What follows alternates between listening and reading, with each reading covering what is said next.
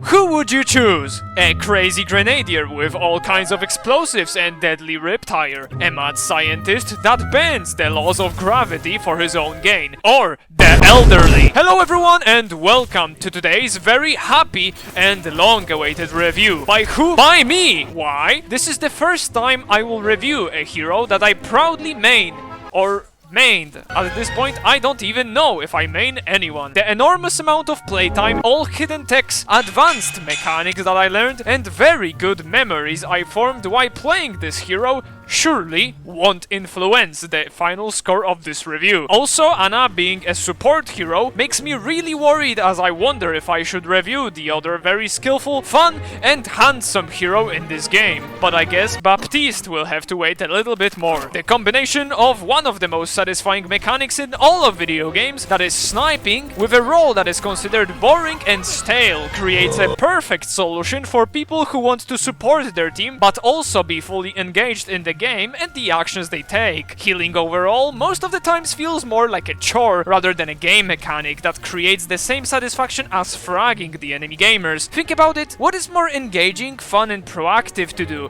Shooting the enemies, or pissing a yellow beam out of your wonder stick up your teammates' asses? Ana's primary weapon single-handedly solves this problem by making the player's healing output not reliant on their positioning or how long can their finger last holding one button, but rather their aiming skills. This is greatly emphasized by the accompanying sleep dart in your disposal. Of course, I'm going to talk about all of that and more in the later segments of the video, so with the introduction out of our way, let us begin the Ana review!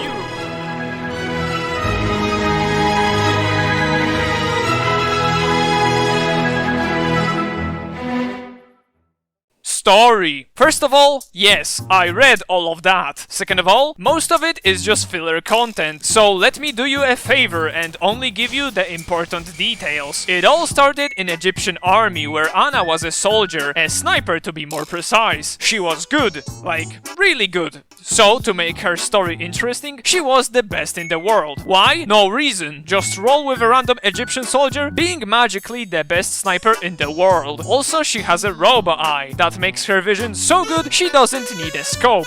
No scope, children. Then the big bad Omnic crisis begins, and our hero joins the Overwatch. The end. Roll credits. She meets very cool people there, like Shotgun Dude and Stubborn White Boy 76. Later on, she does some activities with this dude, and Farah is born. What a shame. If you want to know more about Farah, I'll just suggest this super awesome video. But back to Ana. She did some missions here and there, but it was the mission where Overwatch decided to 1v1 sniper dual Talon. So it came down to an Ana 1v1ing the Smurfette Widowmaker. The lore explains that upon noticing that Widowmaker is the ex-wife of her now dead friend, she froze for a moment, giving Bluebot Barbie a window opportunity to shoot first. In my honest opinion, it was just an age gap, but who am I to judge? Due to the exciting skirmish, Ana gets shot in her robo-eye. Remember the robo-eye? I surely didn't when watching the cinematic for the very first time, wondering how the heck did that woman just survive a direct shot to the head. Maybe it was thanks to the wonderful Polish healthcare. Ana surviving a headshot is more believable. After recovery, she doesn't want people to find out she's alive. Why? No reason, just roll with a random Egyptian soldier being magically insecure now. To hide her identity, she becomes the Ana skin, but cooler. Now, known as Strike, she goes onto...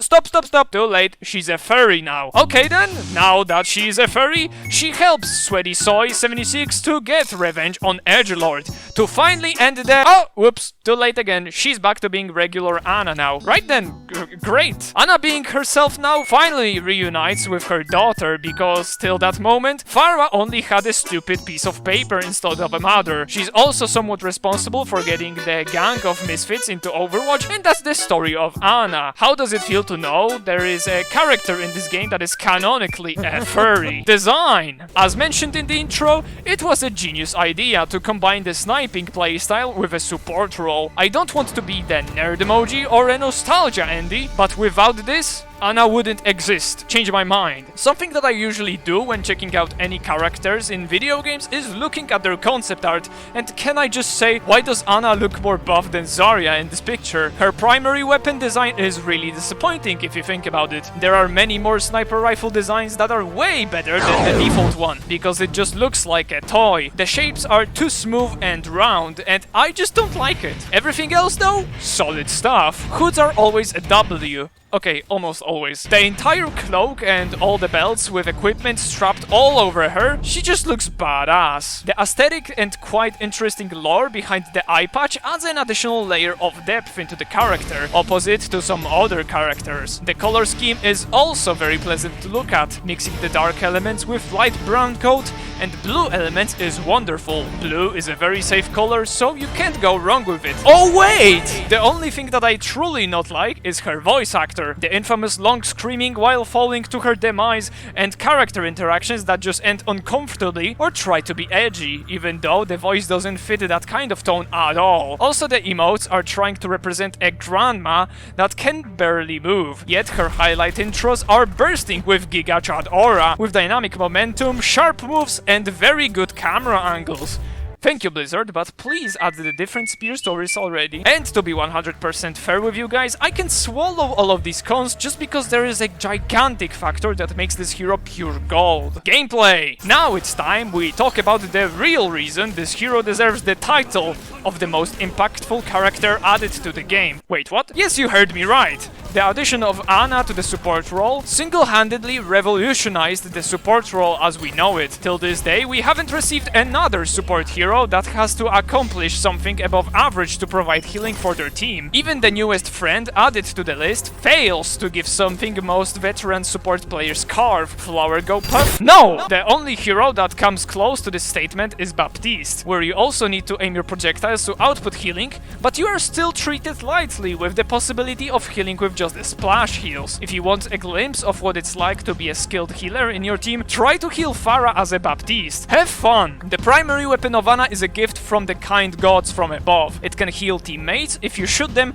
and damage enemies without any changes required from the player. Healing is the primary objective of a good Ana. If you are too easily distracted by enemies and get tempted to DPS them down while your tank and DPS are begging for healing right in front of you, and you dare to complain that someone jumps in front of your crosshair just to finally get some healing. Yes, I'm talking to you, Pablo! I beg you, just play Ashe instead. Widowmaker also has a similar gameplay loop, and both of these characters do not need to worry about their teammates. One of the biggest advantages of Ana is that she's not limited by range to output good amounts of healing. So if you waste this skill by going in the front line, you are risking not only your fragile but important life, but also the safety and lives of your teammates. Speaking of something fragile, your Bionade is another powerful tool at your disposal. You not only become your tank's best friend by throwing it at him when he's low, but also show the enemy supports a giant middle finger and then putting it up their asses, especially Zenyatta when he's ulting. How does it feel floating, Lightbolt man? What I'm talking more specifically is the anti-heal effect that fully blocks all healing received by the enemies, unless of course there is someone that magically fully counters it. Throwing it at your teammates grants an opposite effect, where your hit teammates will receive more healing from all sources. Fairly good ability, very cool, giga useful when getting dived and hitting both you and the enemy, usually turning the entire situation around. It is no longer you getting dived, it is the enemy that needs to run as fast as possible, but it's too late. You cannot outrun a bullet. What's that? You still don't feel safe enough? Tell me then, do you feel safe laying around in your comfy bed, tucked in some nice warm blankets, when there is rain outside and there is nothing to worry about? Do you hear that? Pure silence.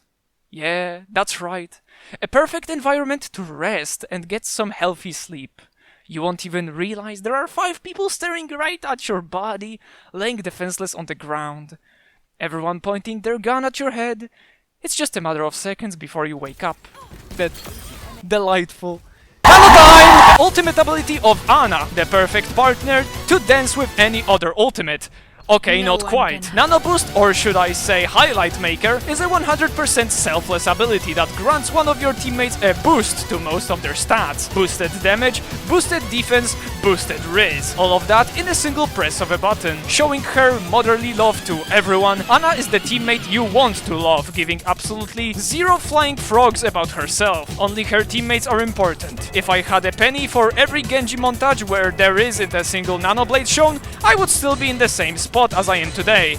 Guys, please subscribe, this is a cry for help. Conclusion! Without this hero, the support role wouldn't be what it is today. Making the skill ceiling higher than simply holding a button to achieve the highest potential of your character is very healthy for the game. Very powerful abilities that can single-handedly change the outcome of a fight are a big responsibility with big cooldowns. But the potential reward is very high. The story is okay, the design is somewhat above average, and definitely my favorite support out of the current roster. So the final score will be 6 coconuts out of 4 limes. A friendly reminder that you can always let me know down in the comments what hero would you like me to review next, and if you got this far into the video, then make sure to leave a thumbs up so the YouTube algorithm will show mercy to my channel and spread the word a new funny Overwatch YouTuber is in town. And as always, thanks for watching, have a lovely day, bye bye.